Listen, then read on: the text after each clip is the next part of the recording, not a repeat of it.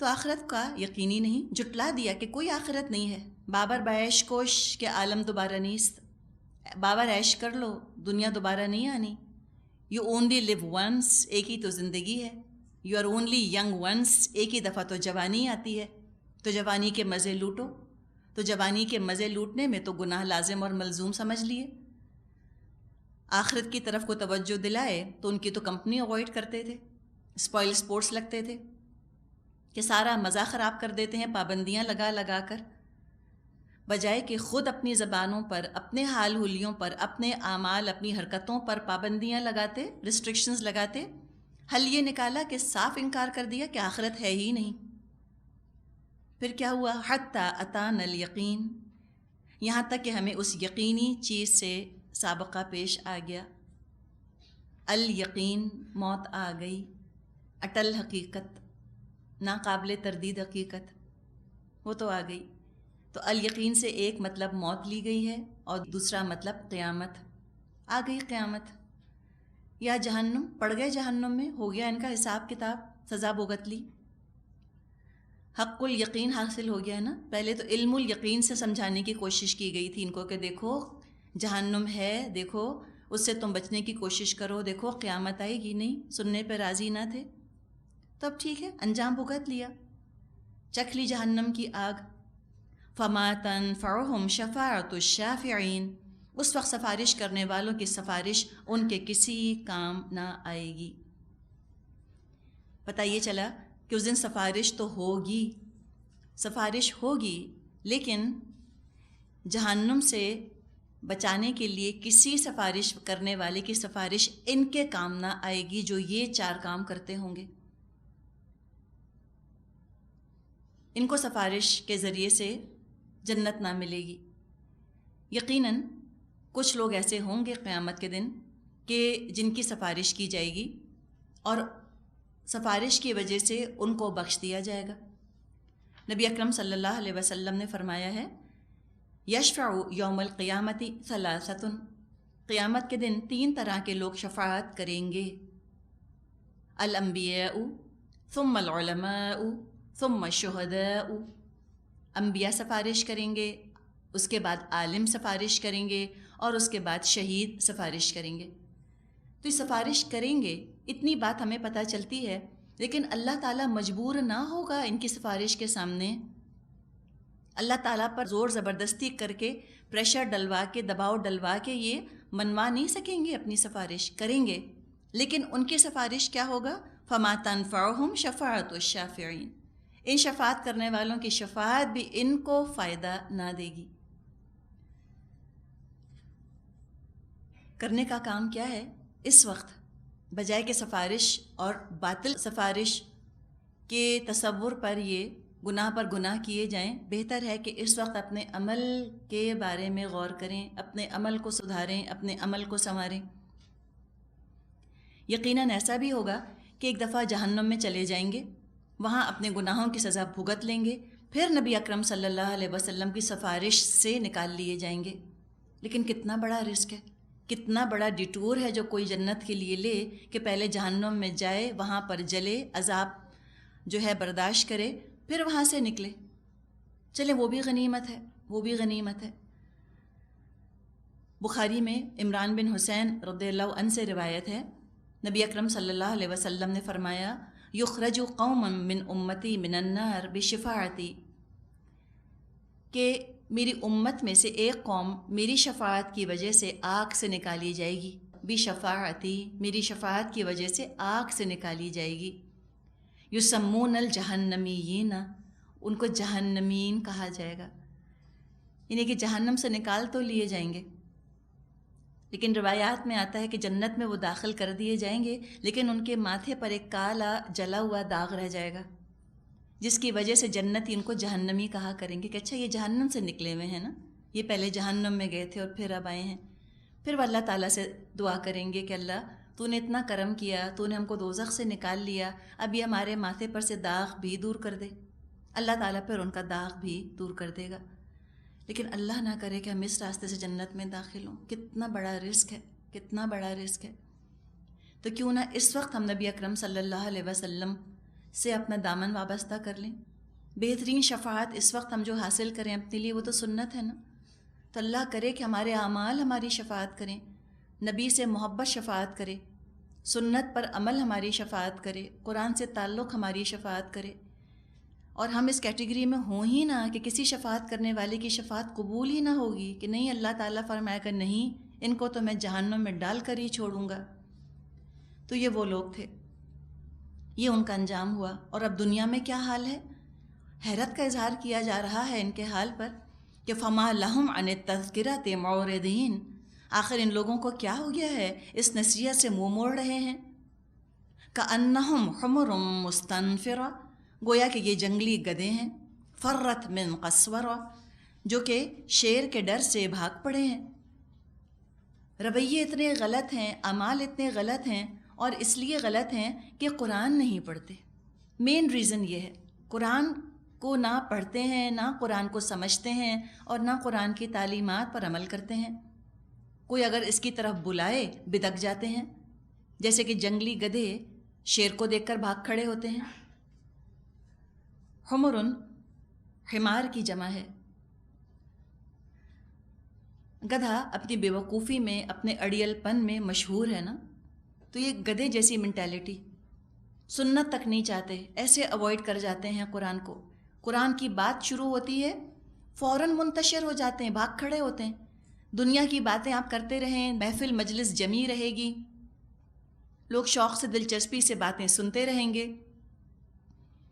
دین کی بات شروع کرے، جزا سزا کی بات شروع کرے، انسان جنت جہنم کی قیامت کی بات شروع کرے، ایک دم لوگوں کا لگتا ہے کہ دل اکھڑ گیا، ایک دم منتشر ہو جاتے ہیں، اسکیٹر ہو جاتے ہیں. کسی کو کوئی کام یاد آتا ہے، کسی کو پیاس لگ جاتی ہے، کسی کو نیند آنے لگتی ہے، کسی کو گھر جانے میں دیر ہو رہی ہوتی ہے، فوراً چل پڑتے ہیں.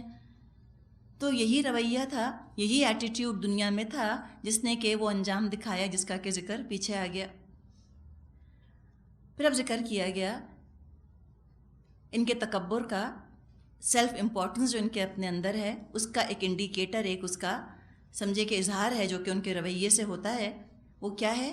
بل یرید کل امرئ منہم ان یؤتی صحفا منشرہ، بلکہ ان میں سے تو ہر ایک ہی چاہتا ہے اس کے نام کھلے خط بھیجے جائیں.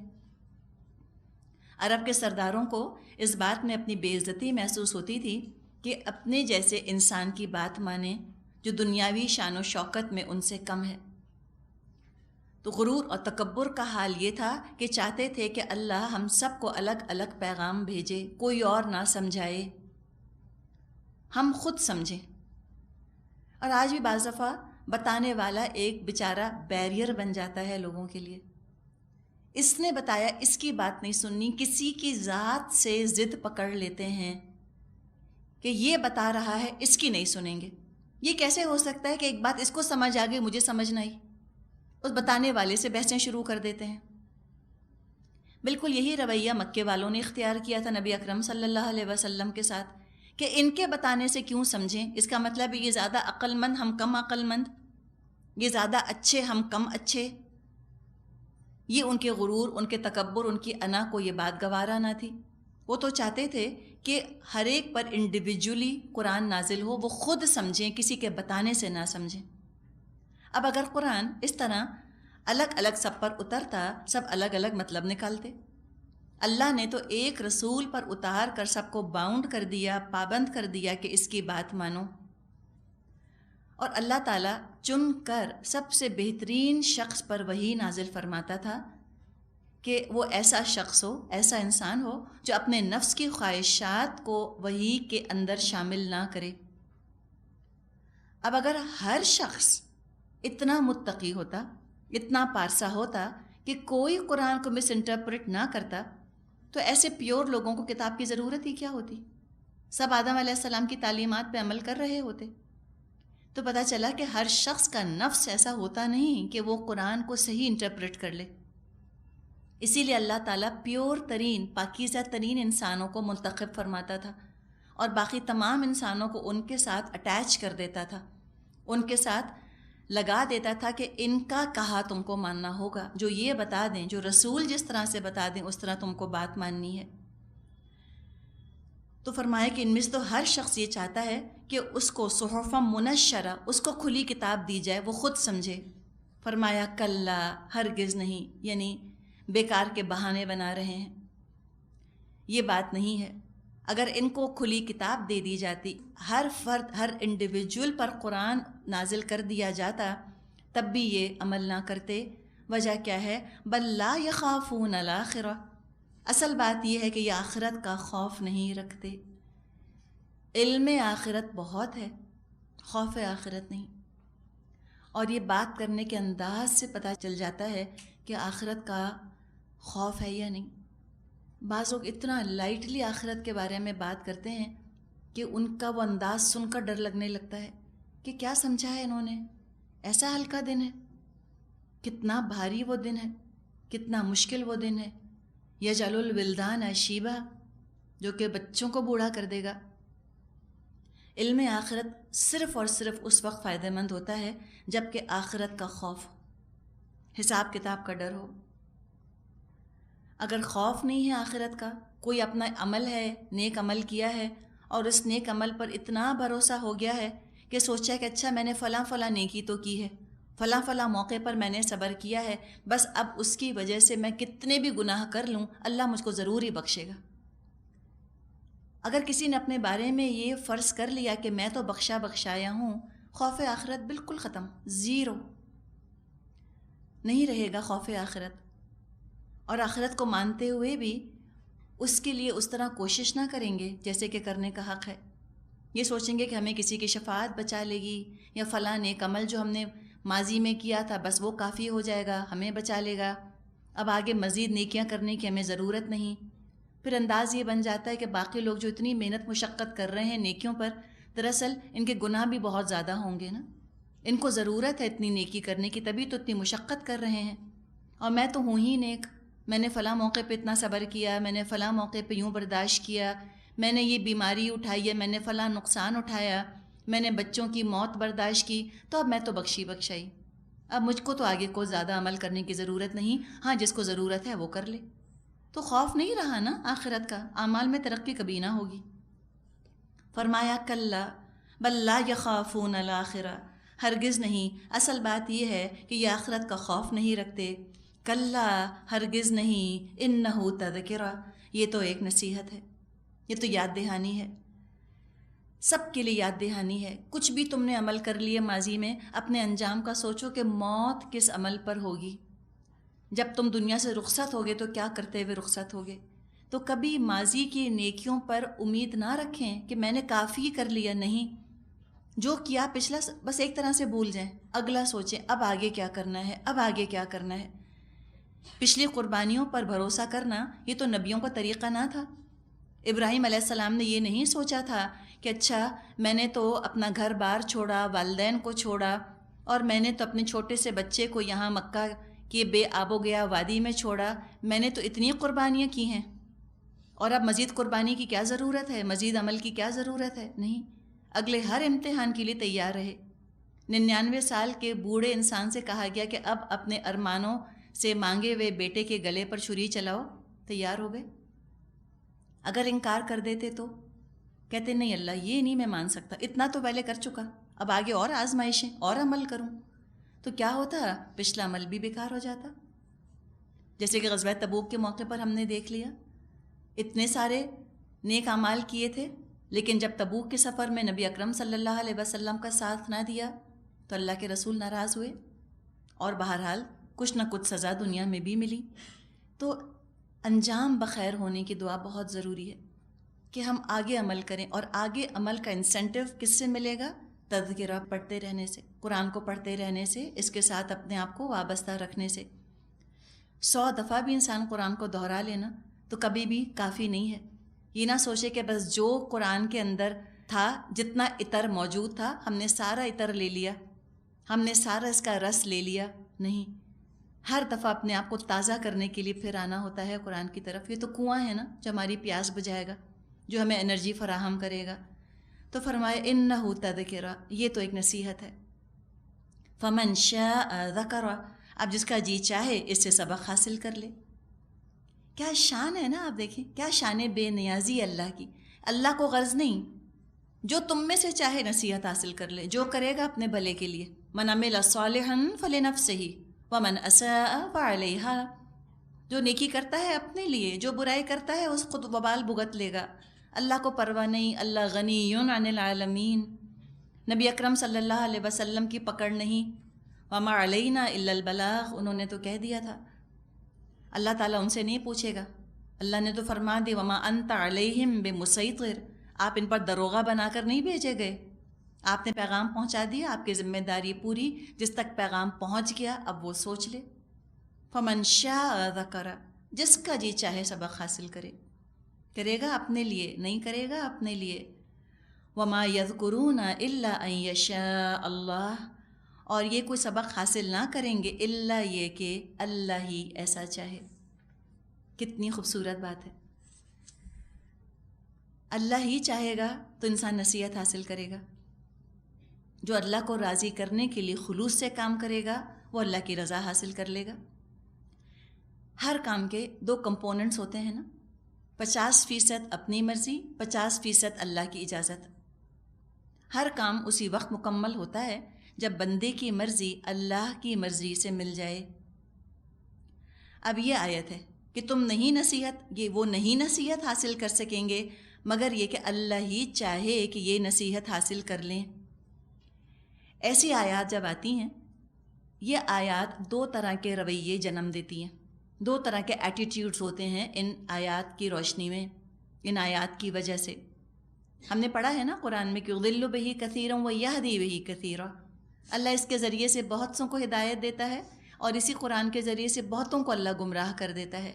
وما یضل بہ الا الفاسقین، اللہ فاسقوں کے سوا اور کسی کو گمراہ کرتا نہیں. تو ایسی آیات جب آتی ہیں تو ایک رویہ تو یہ ہوتا ہے یا ہو سکتا ہے کہ انسان مایوسی، بددلی کا شکار ہو جائے یا کمپلیسنٹ ہو جائے، اس کو بہانہ بنا لے کہ لو بھائی جب اللہ ہی نہیں چاہتا تو میں کیا کروں،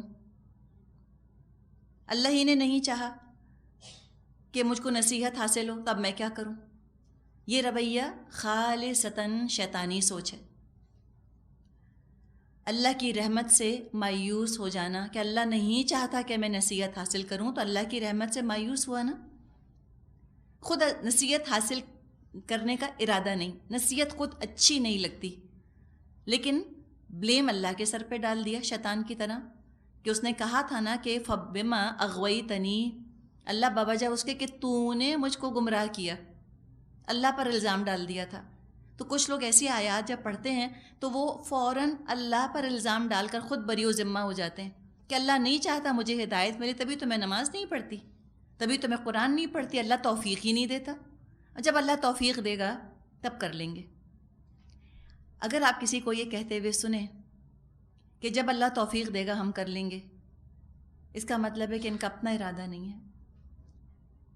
تو ایسے میں آپ ان سے کہیں کہ آپ اللہ سے توفیق مانگیے، آپ دعا کیجئے کہ اللہ آپ کو توفیق دے، اور میں بھی آپ کے لیے دعا کروں گی کہ اللہ آپ کو توفیق دے. تو ان کو دعا کے ذریعے سے اللہ سے جوڑ دیجیے تاکہ ان کی غفلت دور ہو، اللہ سے دوری دور ہو جائے. صحیح رویہ، ہدایت اور فلاح کا راستہ یہ ہے کہ انسان محتاط رہے کہ کہیں مجھ سے کوئی کام ایسا نہ ہو جائے، کہیں میری نیت میں خرابی پیدا نہ ہو جائے کہ ہدایت کا راستہ مجھ پہ بند ہو جائے، کہ میں نصیحت حاصل کرنے سے محروم ہو جاؤں. اللہ میرے بارے میں چاہے کہ اس کو نصیحت نہیں ملے گی قرآن پڑھ کے، دل کانپ جائے انسان کا کہ اللہ یہ فیصلہ کر لے، اپنا نام ذہن میں لے کر آئیں کہ اللہ یہ فیصلہ کر لے کہ یہ جو ہے نا، یہ بندی یہ قرآن پڑھے گی لیکن میں چاہتا ہوں کہ اس کو ہدایت نہ ملے قرآن سے. تو آپ سوچیں ہم کہاں جائیں گے پھر، ہم کس کے دروازے پہ جائیں گے، ہم کہاں سے جنت حاصل کریں گے. تو دل کانپ جائے کہ اللہ مجھے بخش دے، اللہم اغفر لی، اللہ میرے گناہ بخش دے. کوئی گناہ مجھ سے ایسا نہ ہو جائے کہ جو ہدایت کا دروازہ مجھ پہ بند ہو جائے، ہدایت کے راستے کی رکاوٹ بن جائے میرا گناہ. اللہ مجھے معاف کر دے، مجھے نہیں پتہ، کیا پتہ میں نے انجانے میں کوئی کام ایسا کر لیا ہو کہ اس کی انارمٹی کا، اس کی برائی کا مجھے نہ احساس ہو اور اللہ میں ہدایت سے دور ہٹتی چلی جاؤں. آپ نے دیکھا ہوگا لوگ آتے ہیں سیدھے راستے پہ، اللہ جانے کہاں چلے جاتے ہیں، پھر اچھا خاصا عمل شروع کر دیتے ہیں، اس کے بعد سب چھوڑ بیٹھتے ہیں، اور بعض دفعہ بالکل ٹھیک باتیں کرتے کرتے اللہ جانے کہاں بہک جاتے ہیں. کیا الٹی الٹی باتیں شروع کر دیتے ہیں. غلام احمد قادیانی یہ تو قرآن کو پڑھنے والا تھا نا, یہ تو مناظرے کیا کرتا تھا عیسائیوں سے, عیسائیوں کو چپ کرا دیا کرتا تھا. قرآن پر جو اعتراض کیا کرتے تھے, حدیث پر اعتراض, نبی اکرم صلی اللہ علیہ وسلم پر اعتراض کرتے تھے, یہ مناظروں کے ذریعے ان کو چپ کرا دیتا تھا, ڈیبیٹس کے ذریعے.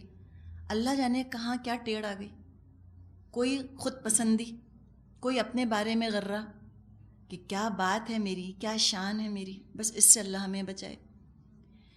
تو اللہ تعالیٰ ہمیشہ ہمیشہ زندگی کے آخری سانس تک ہمیں قرآن سے ہدایت لینے والا بنائے.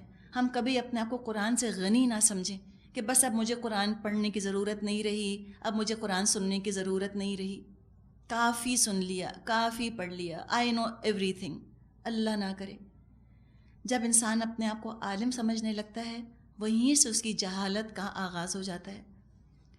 تو بہت ڈرانے والی آیت ہے. وما یذکرون الا ان یشاء اللہ, نہیں نصیحت حاصل کریں گے مگر یہ کہ اللہ چاہے. دعا کریں کہ اللہ میرے لیے اللہ یہ فیصلہ فرما لے کہ مجھے ہدایت ملتی رہے, ہدایت کے درجے بڑھتے چلے جائیں قرآن کے ذریعے سے. ہوا اہل التقوی و اہل المغفرہ, اللہ اس کا حقدار ہے کہ اسے تقویٰ کیا جائے اور وہ اس کا اہل ہے کہ تقویٰ والوں کو بخش دے. اہل کے معنی یعنی ہم کہتے ہیں نا اہلیت ہے کسی کے اندر, اللہ ہی اس بات کا اہل ہے, اللہ اس بات کا مستحق ہے, اللہ اس بات کا مالک ہے کہ اسے ڈرا جائے. وہی اس پر قدرت رکھتا ہے کہ لوگوں کو معاف کرے. اہل التقوی, اللہ اس بات کا مستحق ہے کہ اللہ کا تقوی اختیار کیا جائے. اور کتنا تقوی, اتقوا اللہ حق تقاتہ, اتنا تقوی اختیار کرو اللہ کا جتنا کہ اس کے تقوی کا حق ہے. اتقوا اللہ ما استطعتم, اللہ کا اتنا تقوی اختیار کرو جتنی استطاعت رکھتے ہو. Exert yourself to the utmost, کھپاؤ لگاؤ اپنے آپ کو تقوی میں.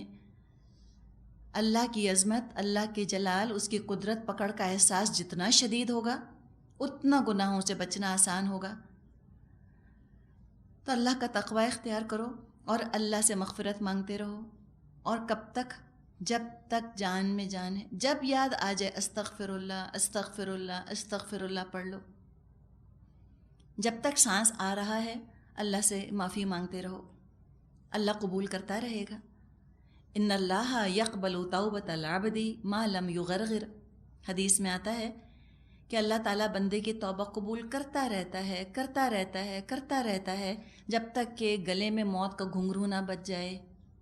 کیا غلط چیز دیکھ لی تھی, چینلز فلک کرتے ہوئے کیا نظر آ گیا تھا, استغفار کرو, استغفار کرو. کوئی گناہ چھوٹا نہ سمجھو, سب پہ استغفار کرو.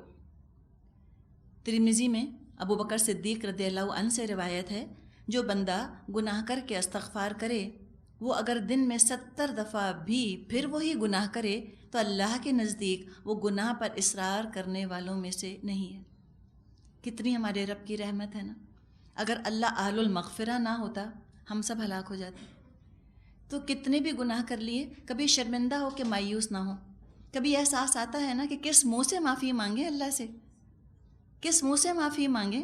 اللہ کہے گا حال دیکھا ہے تم نے اپنا, پھر آ گئی معافی مانگنے. شیطان کہتا ہے چھوڑو اتنا, تم تو گناہ کرتی ہو, اب مت معافی مانگو. تمہیں شرم نہیں آتی معافی مانگتے ہوئے؟ پھر اللہ سے کہو گی آئی ایم سوری, اللہ مجھے معاف کر دے. اللہ نہیں بخشے گا تم کو. اب جاؤ کسی کونے خدرے میں جا کے بیٹھ جاؤ, مت معافی مانگو. لیکن نہیں, یہ شیطان کا ڈالا ہوا خیال ہوتا ہے نا, فوراً اللہ کے آگے جھک جائیں, اللہ بخشے گا. 70 دفعہ بھی یہ گناہ اگر دن میں ہو گیا ہے نا, اور پھر پکا ارادہ کیا تھا اب یہ کام نہیں کریں گے, پھر بھول گئے, دماغ سے نکل گیا, پھر قدم پھسل گیا, پھر وہی غلطی بلا ارادہ کر بیٹھے, پھر استغفار کر لیں. اہل المغفرہ, اللہ معاف فرمانے والا ہے, اللہ معاف فرمانے والا ہے انشاءاللہ تعالی. اللہ ہم سب کی بخشش فرمائے, اللہ ہم سب کے گناہ معاف فرما دے. آمین یا رب العالمین. والآخر دعوانا ان الحمد للہ رب العالمین.